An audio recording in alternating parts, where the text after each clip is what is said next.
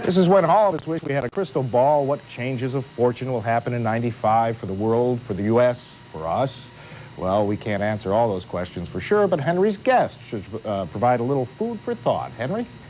Our guest has been gazing at the stars to see the future. She is an astrologer. Her name is Pat Brown. I've never figured out how to do the credentials for an astrologer. I will say that she's with the American Federation of Astrologers. I think it's sort of nifty that there is an American Federation of Astrologers. She's a lecturer and studied with Francis Sequoian, and that's important, right? Well, Francis Sequoian was very renowned, and she wrote the Astrologer's Handbook. Okay. Harper and Row published it, so it's... Okay. Her primary qualification, though, is that she claims to be very good at predicting the Super Bowl. What's your record now on Super Bowl? 6 Super Bowls, 6 for 6, and 8 playoffs, 8 for 8. So you head straight for Vegas. No, I don't, because I don't want to even have anything to do with the gambling aspect, because I'm really working so hard on the other end of it. Okay. And I think it would interfere if you were... Before we talk about the important stuff like the Super Bowl, what's an overview for '95? Okay. Well, '94 was not the best year I can think of.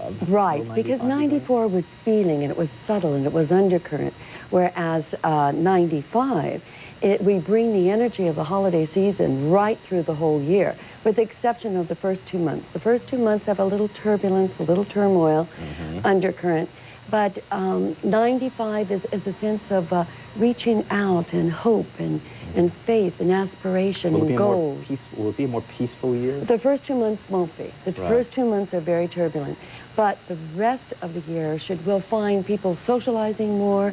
The fundraising will be marvelous. And it's an exciting year. It's an expansive year. Jupiter goes through Sagittarius once in 12 years. So we didn't have this other than 12 years ago. Hey, Jupiter through Sagittarius. That's a big deal. That's very important. exciting, very uplifting. Okay, I'm cool. Let's talk about the important stuff now, the Super Bowl. We don't even know who's going to be playing. Right. I usually have to have, because I start with the playoffs and then go from team to team, because I set up 8 charts for each. But we're going to make you stick your neck out early. But I did look at the coaches' charts.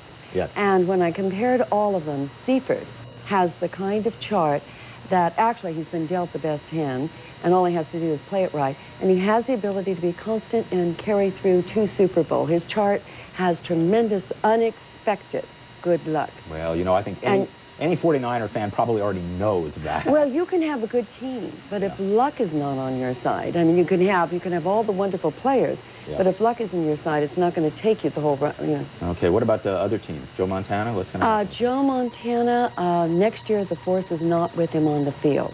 The universe has other plans for him, and a vocation that is quite different from what he's in now. Actually, he could have 2 vocations at the same time. His chart links up with Bill Walsh's chart, and Bill Walsh has incredible good luck next year. It's like the Midas He sure hasn't had good luck the last few years. Well, no, and he hasn't. In his chart, he hasn't. Right. So next year it opens up, because he's a Sagittarius, and the planet of luck is in his sign. And his chart and Joe's link up, so don't be surprised if you don't see them doing something together. What about fashion for next year? What's going to happen? Fashion is sassy and whimsical. How can you tell that by looking at the stars? Because Jupiter in Sagittarius, Jupiter allows movement and freedom and great questions. And it's flowing. I like this woman. And it's uplifting and it's light. So if you bring that into fashion, what is it? You can't wear, you know what's out, is clinging, tight, confining clothes are out. And clothes that bear all. That's just out. Because this is really, you know, in will be, will be kind of a mystical, whimsical lightness and scarves, flowing scarves. This is a great year for scarves. Anyone in the business. Got to ask you about O.J. What's going to happen with the O.J. Simpson? All right. Well, you know, it's a sad story there, but I looked at O.J.'s chart, I looked at Nicole's chart, I looked at the marriage chart, I looked at the death chart. In every single chart, I see deception, drugs, alcohol. I mean, it's the strongest influence going. And on the night of the murder, in O.J.'s chart, I saw that there was great depression, great distortion, great confusion, and if alcohol or drugs were involved, it would push him over the edge. The influence, though, that I do see in Shapiro's chart, he has one of the most difficult charts coming into '95. He's O.J.'s attorney. Yes, he's O.J.'s attorney. And there's great distortion and kind of deception there. And the influence is this, remember I said January and February was a difficult time? Yeah. Well, even more difficult in their charts. And the main word that I keep getting for this period is collapse. Okay. And so Speaking of collapse, we've got to go. Oh, no, Or the producer no. will collapse. So we're going to have to go. Okay. We're going to have you back Delightful. next year to check this out. That's my prediction. All okay? right. Isabel, what's your sign? Aries. Sounds like a bad pickup line. Aries. Good or bad year for Isabel?